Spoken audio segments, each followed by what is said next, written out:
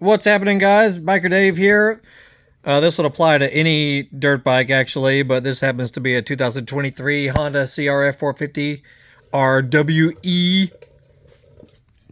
If you have a problem with the valve stem of your inner tube slanting and tilting over because the tire is shifting on the rim, you got a couple of reasons why that's happening.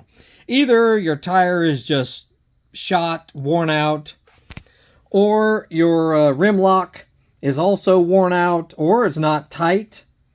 But if you have a crappy rim lock and inside here that is supposed to cinch against the tire on the inside of the rim, that's supposed to hold it nice and tight against the rim. You may want to investigate that. The rim lock might just be done. Get you a good quality one, like Motion Pro. Don't get those little cheapo ones because they just don't hold well enough. There's another trick you can do, though. Get a nut from an inner tube and a appropriately sized washer and snug it down on the valve stem of your inner tube. This is after you've already straightened it if you're having that problem. I see my previous video on that. I'll put a link for that. But if you want to help keep the inner tube in place, just do that little setup right there with a washer and a nut.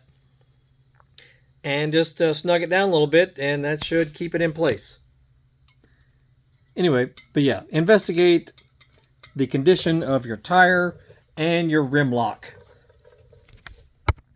And that should prevent that from happening in the future.